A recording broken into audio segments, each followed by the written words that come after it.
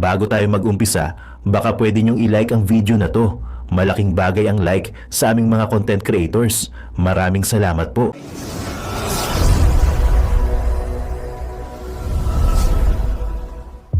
Inday Sara, ilaw ng pag-asa. Pagmamahal mo'y yakap ng bansa. Sa bawat tibok ng puso Pilipino, may awit ng bukas na di maglalaho. Inday Sara, sama-sama tayong babangon. Sa hirap at tunos may bagong panahon. Pag-ibig at dangal siyang sandigan para sa mahal nating bayan. Dito kay Saldico, patay na nga ba? Oo, mamaya ilalahad natin yan. Oo. At yun nga mga banateros, mga kabiyaya, kanina lang ho, habang bago ko to gawin, itong video na to ay sobra akong natatawa dun sa napanood kong video kay Marcos Jr. May panibagong interview na naman siya. May panibagong interview na naman si Marcos Jr. at ang sinasabi niya doon ay nag-iisip daw sila ng paraan kung paano daw mapapakinabangan yung tubig baha. Paglugaw talaga utak ng tao. No? Biruin mo, imbis na isipin mo kung paano mabawasan or maibsan ng pagbaha sa Pilipinas. Puta na, kung ano-ano ang pumapasok sa utak mo, Marcos Jr., ano ka ba talaga? Alien ka ba? Alien ata to kasi yung utak niya napakalayo sa utak nating mga tao. O sadyang ano ka lang talaga, sadyang may diferensya ka lang sa pag-iisip siguro, no? Hindi kaya talagang lutong-luto na ang utak ni Marcos Jr. sa droga, 'di ba? Sabi ni Amy Marcos ng kanyang ate, ay etong si Marcos Jr. ay nagdodroga, nagpupulburon. So hindi kaya na-over na to dahil 'di ba? Alam naman natin maraming nung mga unang mga balita, maraming mga pulburon na mga nahuli yung sa Alitagtag Batangas na nagkakahalaga daw ng 9 billion tapos yung mga lumulutang sa dagat. So sinabi nila na sinunog na nga daw nila yun pero may nag-reveal na hindi daw pala talaga sinunog yun or walang pulburon or walang droga na sinunog ng administrasyong Marcos. Sa bagay mga banateros alangan naman na isipin nila or gawin nila yung solusyonan na mawala yung mga baha sa iba't ibang panig ng Pilipinas nasa kanila ang mga pera, ang mga budget para gawing flood control. At yun nga nag-post po ako sa Facebook. Speaking of flood control, nag-post po ako sa Facebook ng isang tulay ho sa amin dito sa Taguig. At ipinakita ko po kung gaano kalinis ang tulay dito sa Taguig. At soon, ibablog ko po yan isa-isa yung mga flood control dito sa Taguig na ibinibintang ni Ping Lacson laban kay Senator Alan Peter Cayetano. May mga nabasa pa ako doon na bigla daw akong naging taga-Taguig. Putang inang yan. Hayop tong mga trolls na to, marunong pa sa sarili mo no? So hindi daw ako tiga-Taguig. Yun yung mga post doon sa Facebook page ko na JG Banateros. At ang nakakagulat daw ay bakit daw bigla naming pinagtatanggol si Alan. Malaki daw ang bayad sa amin ni Senator Alan Peter Cayetano kasi ako daw ay hindi tiga-Taguig pero daw bigla daw akong naging tiga-Taguig. Hindi tiga saan pala ako. So kayo ang nakakalam kung tiga saan ako. Hindi sana i-reveal nyo kung tiga saan ako. Nakrotating naman to. Pero gagawan natin ng video yan. At alam nyo naman ng mga trolls, kapag nasusupalpal, ganyan yung ginagawa. Kesyo may kaso daw ako. Kesyo may inano daw akong babae, kesyo hindi daw ako tiga-Taguig, kesyo binabayaran lang daw ako ni Senator Alan Peter Cayetano. Puta na, si Senator Alan Peter Cayetano pa talaga ang pinagbintangan nyo sa ganyan. Sobrang kuripot nung lokong yun. Alam nyo, yung mga partido, yan, sila, number one, yung pamilyang Duterte. Number 2 yan sila Alan Peter Cayetano, sila Bongo, basta lahat yan sila Senator Robin Padilla. Wala kang aasahan na pera diyan sa mga yan. Kaya nga dito sa mga Duterte supporters, Duterte vlogger na mga napapanood nyo na pinagtatanggol ang mga Duterte, no?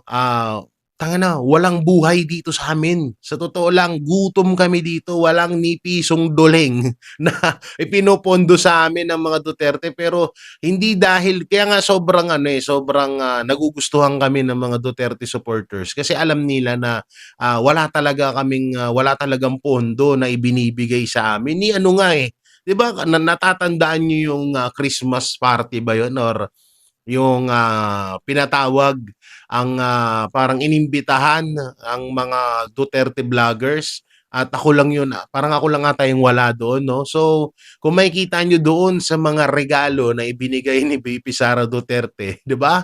Kung tayo na, isang baretang sabon, isang panghugas ng pinggan.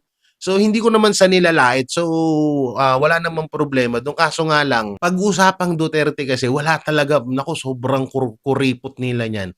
Lalo na yan si Senator Alan Peter Cayetano, sobrang kuripot niyan. Hindi mo yan yung tipong kahit kaibigan mo, kahit si Banat Bay na lang tanungin nyo kasi si Banat Bay at si Senator Alan Peter Cayetano, alam naman na natin na matagal na magkakilala yung dalawang yan. Pero talagang wala kang mapapakinabangan pagdating sa pera. Pero kapag pag-usapang pagtulong, halimbawa yung mga katulad niyan kay Senator Bongo, yung sa magpatulong ka na baka pwedeng manuhan yung kakilala mo, kamag-anak mo na matulungan sa bayarin nila or sa ospital, yan, diyan umaaksyon yan sila Senator Alan Peter Cayetano, sila Senator Bongo at mga Duterte. Pero never yan sila nagbibigay ng pera para sa puta na gutom kami dito mga banateros, mga kabiyaya, mga OFW, wala kaming ano rito talagang ito ay kusang loob naming ginagawa at kung usapan lamang na binibigyan or pinopondohan kami, putang na, hindi kami magiging Duterte supporters kung pinopondohan kami ko. Ako na nagsasabi sa inyo, pinaka number 1 na kinakaayawan ng mga Duterte yan, yung hihingian mo sila ng pera. Naku po, yari ka dyan. Kung gusto mong magalit, may nakapagkwento nga sa akin na kung gusto mong magalit ang mga Duterte sa iyo, hingian mo sila ng pera. Swak na swak, magagalit sila sa iyo. Samantalang mga kabanateros, mga kabiyaya, mapunta na nga tayo dito sa isa sa mga talagang trending topic, trending issue, viral issue. Etong mapatungkol dito sa isa sa mga etong 4 sa 18 ex-Marine na pagbawi or katulad niyan yung pagbawi ni Gutesa sa kanyang mga testimonya. So ano po ba, gaano po ba kalalayan, gaano po ba kahirap or yan po ba ay anuhan ng hukuman, yan po ba ay sasang-ayunan ng hukuman. So ito po, may ipapanood po ako sa inyong video bago muna yung pagsagot ni Senator Chis Escudero mapatungkol dun sa pangliligaw niya sa Manoria para makonvict si VP Sara Duterte. So dito muna tayo, panoorin natin tong video na to. Talagang dito marami tayong matututunan at talagang mukhang mababasura lamang yung mga pagbawi ng testimonya ng 4 sa 18 ex-Marine at dito kay Orly Gutesa. So ito po, panoorin natin. Recantation, ako hindi ako nag-aalala sa recantation kung nakaka-apekto sapagkat ang ating mga hukuman talagang generally hindi naniniwala sa recantation. At merong mga kalakaran na kailangan mo patunayan mo na bago paniwalaan na recantation mo. Kailangan probahan mo sa hukuman na kaya ka nagsinungaling ay napilitan ka lamang.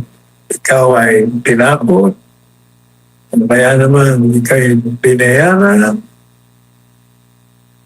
kasama na rin yung pananakot sa pamilya mo para gumawa ka ng kasinungalingan. Pag hindi mo napatunayan yan, ang hukuman maniniwala sa una mong mga isinabi at pinento.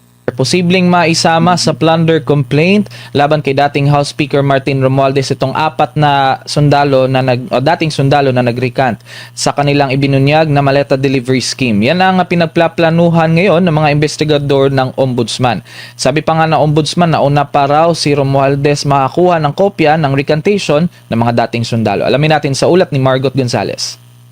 Hindi raw nakakalimutan ng Office of the Ombudsman ang paghahabol sa mga sangkot sa malalaking korupsyon sa flood control scandal. Yan ang naging paglilinaw ng tanggapan kaya ito biglang nagpatawag ng press conference Martes ng hapon matapos ang naranasang pagbaha sa iba't ibang lugar sa bansa dahil sa tuloy-tuloy na pagbuhos ng ulan. Isang tanggapan sa nakaranas ng pagbayo ng malakas na hangin at ulan dahil sa sama ng panahon. Lalo na kahapon po na malala talaga yung experience nating rainfall. In a span of 5 hours, we experienced half already of the rainfall that one of the worst typhoons brought to us, yung Typhoon Ondoy. And we saw immediately the effects of ineffective flood control infrastructure. Isa pa rin daw sa mahigpit na tinututukan ngayon ng Ombudsman ay ang mga reklamo laban kay dating House Speaker Martin Romualdez na nagsumite ng depensa o counter affidavit noong August 7, 2026. Humirit daw ito na mabigyan pa siya ng panahon para sa pagpapasa ng dagdag na depensa o supplemental affidavit matapos matanggap ang reply affidavit ng prosecutors. Nakadepende na raw sa panel kung pagbibigyan pa ang motion ng dating House Speaker. Kung na-deny na ho yan, then it is already submitted for resolution. Kung ma-deny, dahil wala na pong ibang pleading na kailangan i-file, considering that our panel of investigators have also already submitted their reply to the counter affidavit. But if the panel of prosecutors agree to grant the motion for extension, then the extension will have to be taken in consideration as well before the case is submitted for resolution. Ang mga nag-recant na 4 na dating sundalo ng mga dating bodyguard ni dating Congressman Saldico binabalak umano na maisama na sa plunder charge nila Romualdez at co. Pero niliyon ng Ombudsman na wala pang natatanggap na official recantation ng mga investigador mula sa 4. Ang recantation ng mga ito, nakita na lamang nila sa counter affidavit ni Romualdez. Lumalabas na nauna pang nakakuha ng kopya ng recantation ng dating House Speaker kaysa sa Ombudsman. Ayon kay Clavano na ipasa sa kanila ang depensa ng dating House Speaker pagkatapos ng paglalabas ng pahayag ng 4 na hindi na sila makikipagtulungan sa investigasyon. The supposed recantations were, however, already attached to the counter affidavit submitted by the former Speaker. Investigators do plan to include them as part of the plunder charge dahil kung hindi sila magiging witness namin, then they are merely respondents in a crime where they delivered billions of pesos to the respondents in this case. Kinumpirma naman ni Clavano na nakapag-turn over ng USB na may lamang mga larawan, recordings at screenshots ang kampo ng Brave 14 sa pamamagitan ng kanilang abogado na si Atty. Livito Baligod kaugnay ng dahilan ng recantation. And if you will notice, yung lumabas po na recantation ay napaka-general ho yung denial. Hindi niya nirecant yung bawat punto ng affidavit nila dati. Yung affidavit nila dati ay napaka-detalyado at yung recantation naman ay isang dokumento na ang nilalaman lang po ay isa, 2 pahina lang. So that is something that we know the courts will frown upon. Pagdating naman sa mga senador na una ng pinangalanan sa anomalya, kagaya nila Senador Chis Escudero at Joel Villanueva, hanggang ngayon hindi pa rin daw sila nakakasuhan ng Ombudsman. Ang mareklamo sa kanila, nasa preliminary investigation o PI stage pa rin. Hindi pa po up for resolution. Hindi pa po ba sila nag-submit ng counter affidavit? I'll have to check kung nagsubmit na ho sila ng counter affidavit. Hindi kasi talaga pwede na manguna ang politika sa trabaho ng ombudsman dahil ang trabaho ng ombudsman is really accountability and prevention that should proceed regardless of the political climate. Nasa PI stage din daw ang mga reklamo laban kay Senadora Loren Legarda at Congressman Leandro Liviste. Kaugnay naman ang ghost electricity issue na sa huling pagkakaalam ng ombudsman ay nasa France daw ang dalawa. Nakakuha daw ng kopya ng Travel Authority ni Liviste ang tanggapan para sa 2 buwan na leave mula July 26 hanggang September 24 at may listahan pa ng mga bansa na gusto nitong pundahan. Sa Legarda, nasa pang-4 na raw na extension ng kanyang medical leave na para sa ombudsman ay kaduda-duda na. Quite suspicious already. So, on the one hand, you have a congressman who has left the country for an intended 2 months, visiting all these different countries, and on the other hand, you have a senator who has constantly extended her travel leave or her medical leave. No? So, to us, of course, we want to err on the cautious side of things. Kailangan na namin i-flag yan. Si dating Senate President Alan Peter Cayetano nahaharap pa rin daw sa obstruction of justice at reklamo kaugnay ng 2019 SEA Games. Under fact-finding na rin ang mga isinumite ni Senator Ping Lacson laban sa mga umano'y flood control project anomaly sa Taguig. Si dating DBM Secretary Amelna Panganaban, under fact-finding investigation naman sa Ombudsman kaugnay ng anomalya sa 2025 national budget. Interesado din daw ang tanggapan sa listahan ni dating Public Works Secretary Manuel Bunoan sa mga senador at kongresista na naging proponents umano sa DPWH projects. Nagsumite na si Bunoan ng judicial affidavit sa Sandigan Bayan 3rd Division kaugnay nito at gumagawa na raw ng hakbang ang Ombudsman para makakuha ng affidavit para mapag-aralan ang mga aligasyon laban sa kanila. Para sa Diyos at Pilipinas Kumahal, Mark Gonzalez, SMNI News. Ayan. Yung issue po pala sa apat na nag-recant, Attorney Sal, parang kaduda-duda kasi mas nauna pa daw si dating Speaker Romualdez na nakatanggap nung affidavit ba yun, Attorney? Tapos, eto nga, yung issue din ng extension ng leave na isinampa po ni Senator Loren Legarda. Ano po makomento nyo doon, Attorney? Alam mo yung mga kasong yan. Punta natin yung recantation. Yung recantation, ako hindi ako nag-aalala sa recantation kung nakaka-apekto. Sapagkat, ang ating mga hukuman, talagang generally, hindi naniniwala sa recantation. At merong mga kalakaran na kailangan mo patunayan mo na bago paniwalaan ang recantation mo. Kailangan probahan mo sa hukuman na kaya ka nagsinungaling ay napilitan ka lamang. Ikaw ay tinakot, kaya naman ikaw ay binayaran, kasama na rin yung pananakot sa pamilya mo para gumawa ka ng kasinungalingan. Pag hindi mo napatunayan yan, ang hukuman maniniwala sa una mong mga isinabi at pinento. Yan ang record niya. Kaya ako, yung mga recantation na yan. Natanda mo yung recantation ng kay Dilima. Ay ako hindi naniniwala sa mga recantation. Kung ano yung unang sinabi mo, yun na yun. Maliban na lang po, mayroong prueba na may coercion, may intimidation, may violence against your person. Pagdating naman dun sa mga hindi umano na hanggang ngayon ay hindi pa naisasampa. Yun alam na nating lahat na kaya hindi nila naisampa yan. Sapagkat mas marami ang involved o involved sa korupsyon. Pati presidente ay pinagbibintangan. Mga miyembro ng Kongreso, Senado, lahat yan. Kaya hanggang ngayon, tamo hindi ba tulak-tulak ang investigation sa flood control project kasi nga, sila mismo ay involved. Yan ang katotohanan dyan. Kaya nga, tao galit na. Naghihintay siguro itong mga ito na sumabog sa mukha nila ang pagkadisgusto ng taong bayan. Nagmumura ang mga kababayan natin. Hindi maitulak-tulak yung investigation sa flood control project. Kasi sabi nung isang nagsasalita dyan, hindi raw sapat yung flood control projects. Wala nga flood control, ninakaw nga yung dapat na gamitin Kaya baha tayo.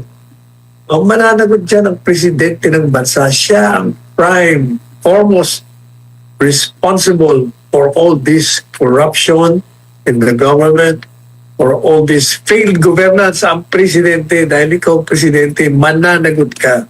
Dapat kang managot. May napansin kayo mga banateros doon sa balitang 'yon. Kasi ito may bigla akong napaisip na hindi kaya etong mga bumaliktad na 18 Marine at si Gutesa ay gagamitin ng ombudsman para ma-dismiss ang kaso laban kay Martin Romualdez.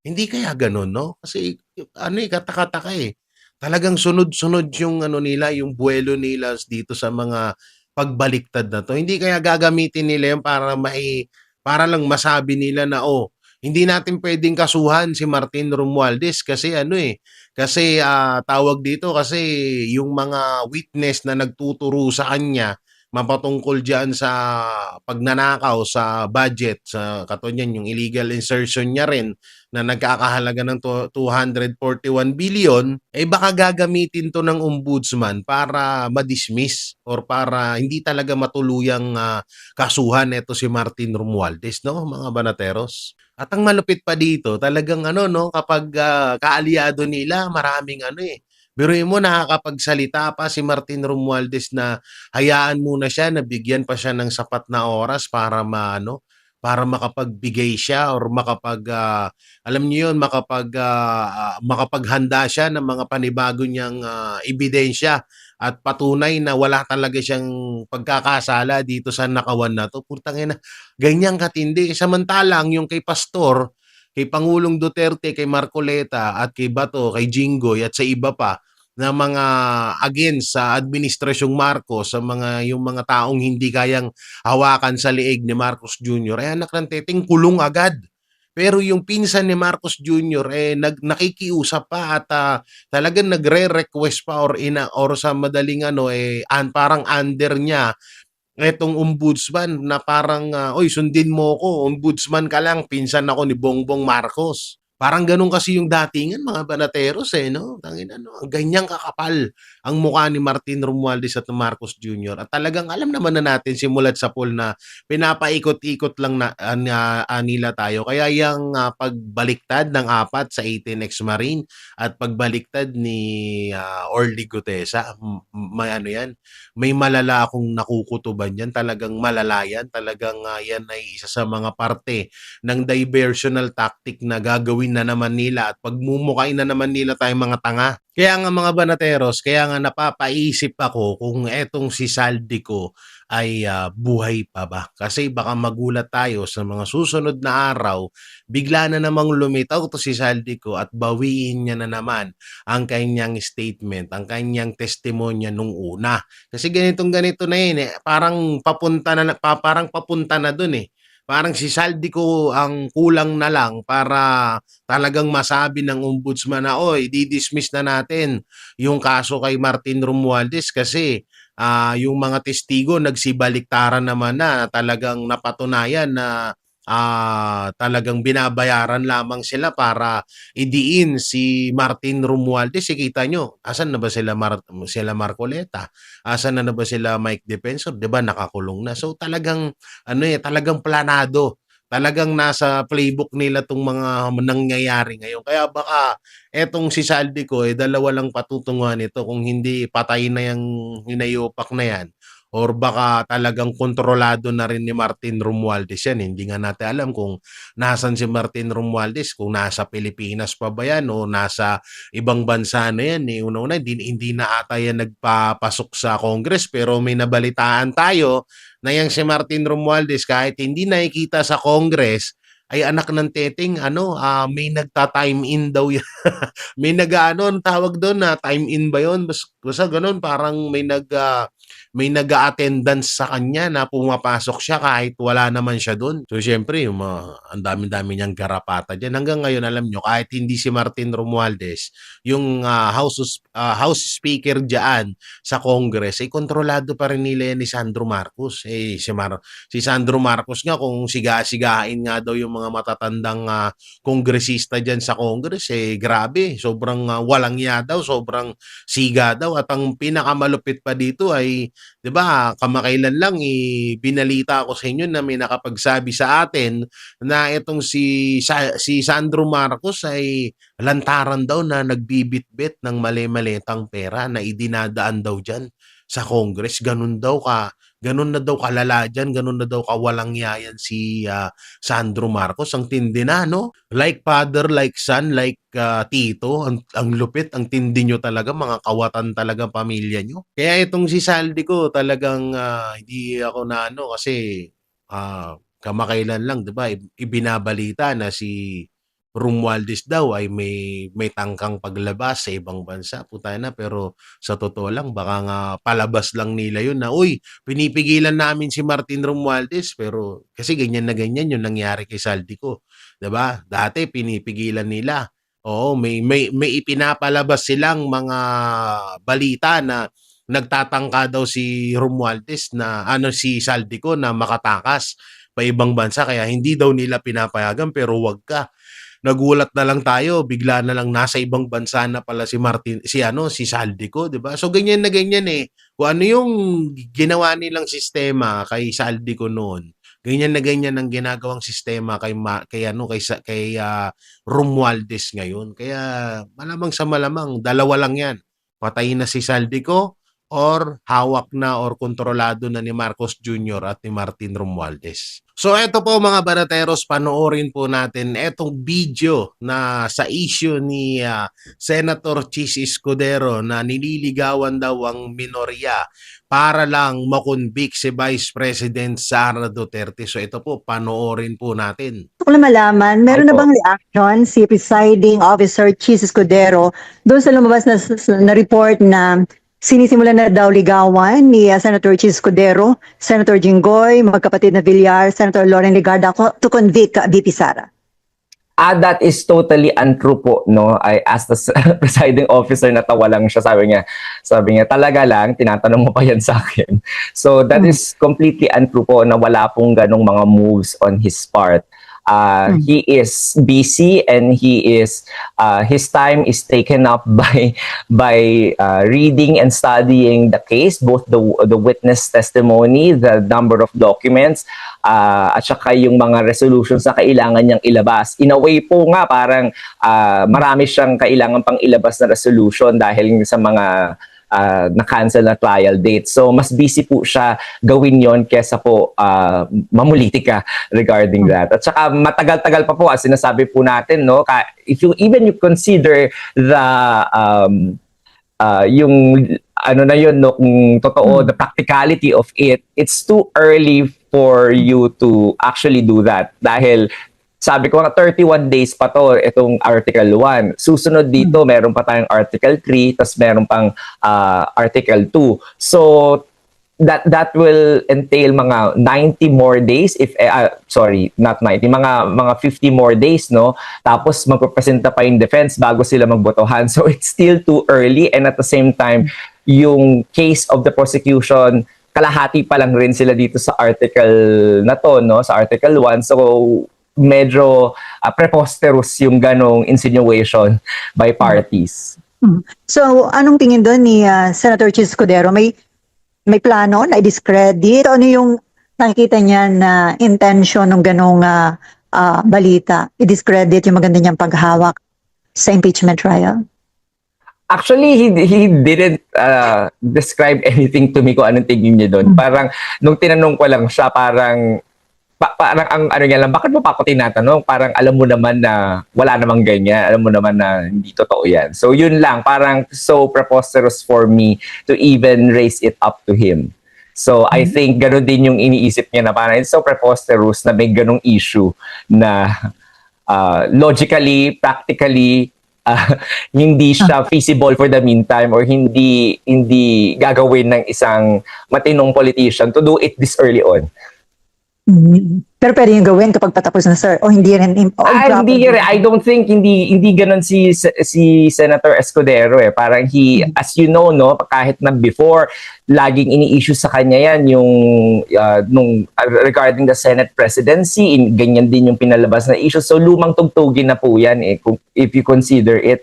And any person pwedeng anuman, basta i-allege mo lang, parang yan na yan. At yung person na sinasabihan ng ganon, siya ngayon yung nabibigyan ng burden of proof na patunayan yung kanyang innocence on the matter. Even wala namang ebidensya, no? At wala siyang kailangan gawin. However, in a court of law, which is logical, ito po dapat yung sinusunod natin, no? Sa ating mga araw-araw na paniniwala sa mga lumalabas po na news.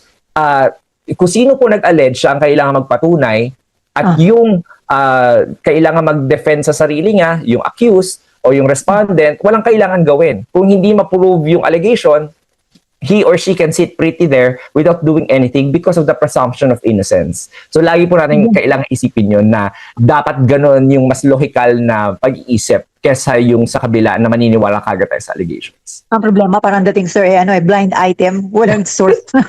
Yes, tama ka po dyan. No? Mahilig po tayo sa gano'n eh. Kaya yung mga ganyan, binabrush aside na lang po ng mga senators natin kasi alam naman nila kung ano yung totoo. Last na lang on my part. So on Monday, sir, kung meron ng impeachment trial, ilalabas na ni Presiding Officer Escudero yung pong ruling at warning sa both parties kaugnay ng kanilang mga naging public statement at saka pinopost sa social media.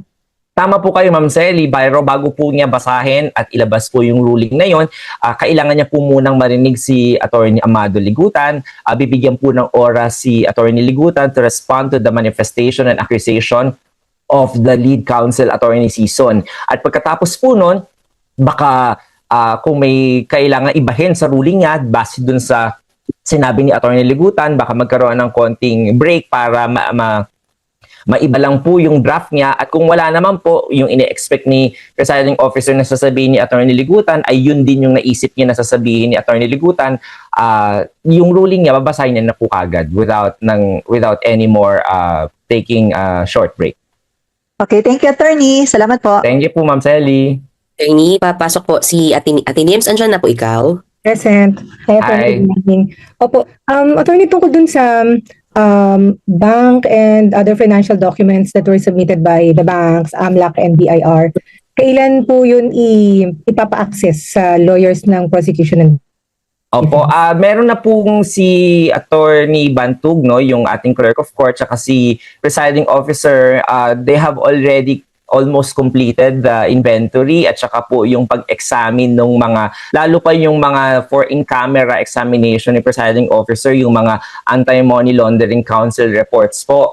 At magre-release po either in the next week po or the week after that ng ruling po regarding that para po mabigyan na po ng access yung parties kung nakapasa na po doon sa in-camera inspection na yun.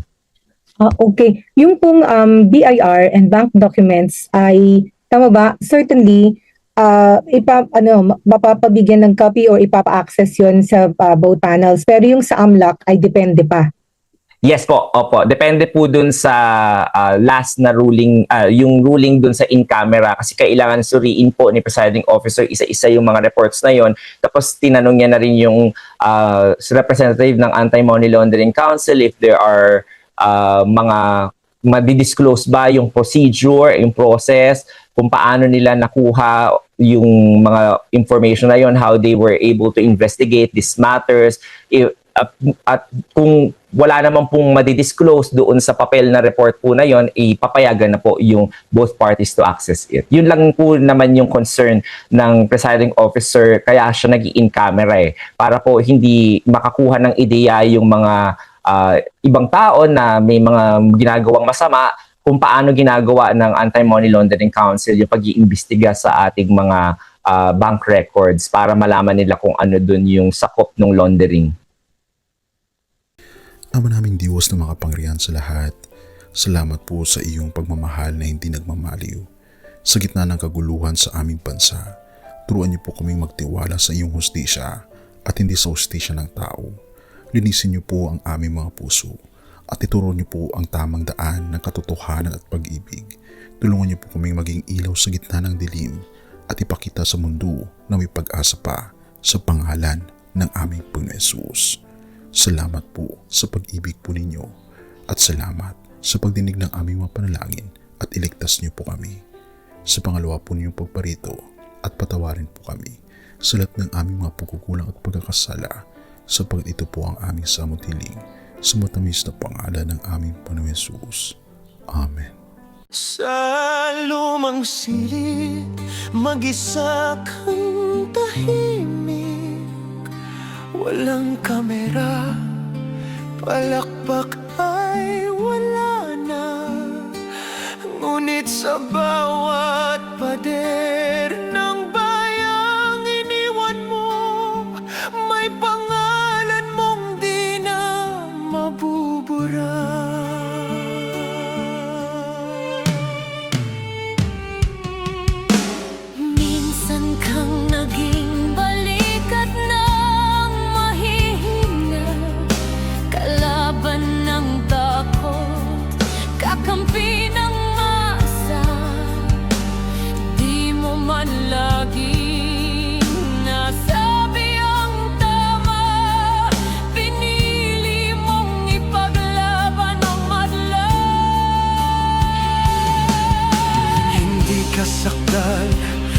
kaya naming lahat. Pero tumindi ka nang walang pag-atras. At ngayong pagod ka na, tatay, kami naman ang sasalo ng bawat bigat.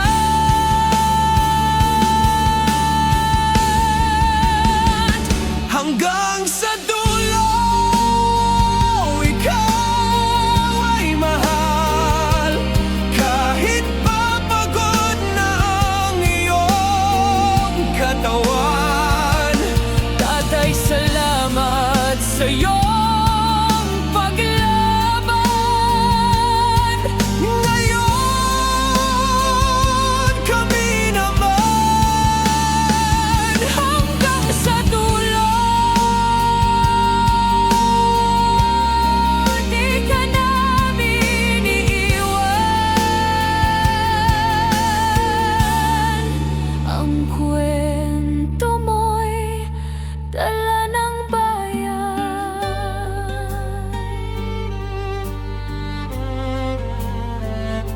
Tahimik ka na sa mga batikos.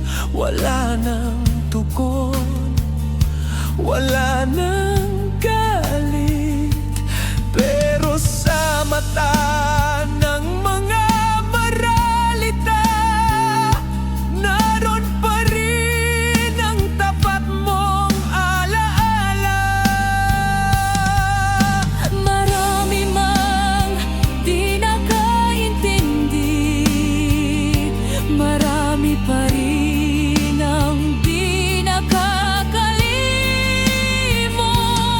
At ngayong wala ka ng kapangyarihan, tatay, ang magtatanggol sa'yo ay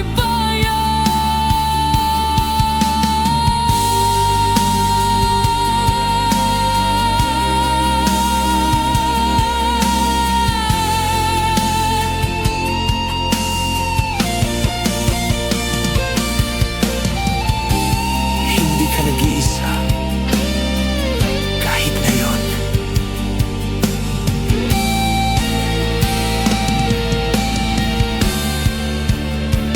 Hanggang sa dulo, tangan ka pa rin sa puso ng batang minsan mong pinakain.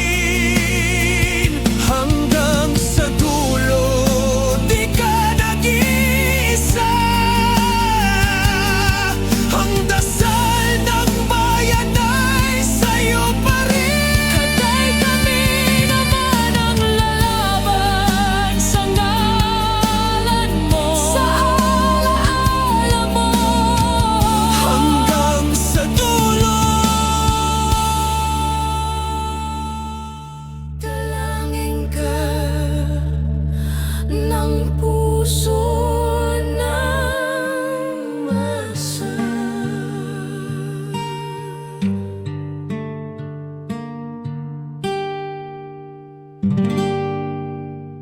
At yun na nga mga kababayan, ano na ang masasabi mo?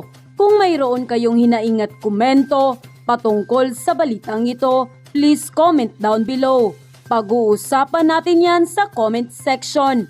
At kung nagustuhan nyo ang video, ay huwag kalimutang mag-like at i-share na din para mas marami pang makaalam at umabot ito sa marami sa ating mga kababayan. Maraming salamat po. Mabuti pa ang sardinas may label. Eh tayo, wala. Oo nga pala. Nay, ito na yung bayad ko sa isa, ano? O, kunin mo yung isa. Isa muna, iyan, no? Tapos, isa pa, di ba? 4 dapat na sardinas, eh. Yan. 3 na. Pang-4 na sardinas. Okay na.